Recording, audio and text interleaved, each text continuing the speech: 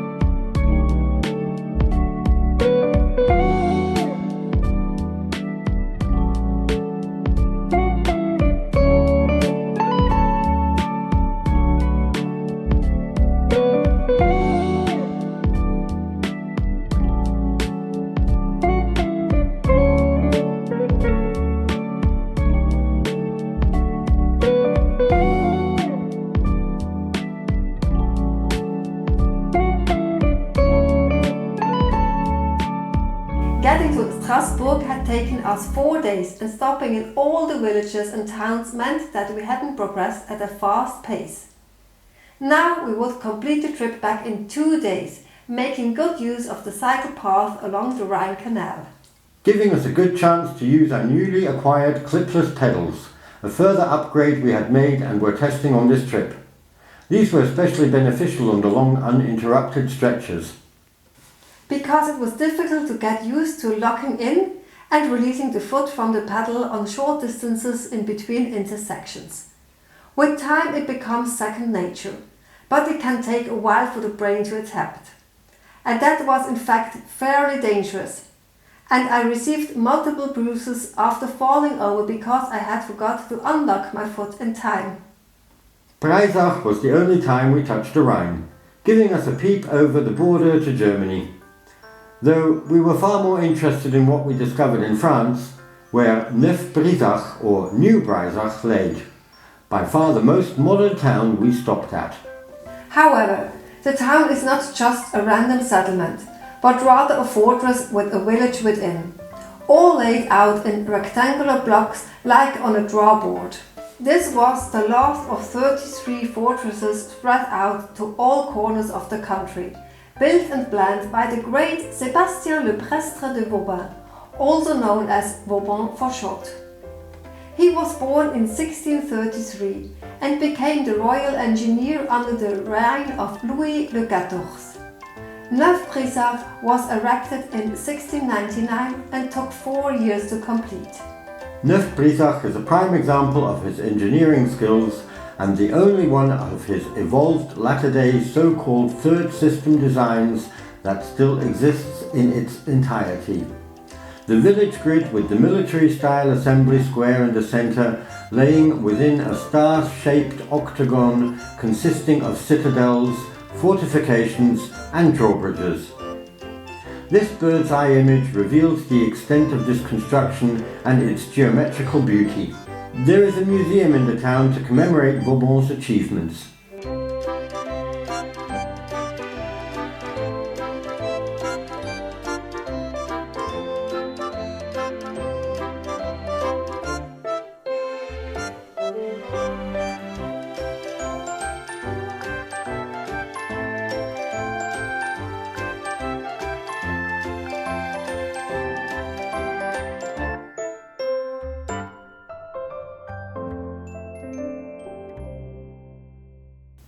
This trip hadn't been quite as exciting as the first two, but it had been the first trip without any nightmares or anxieties.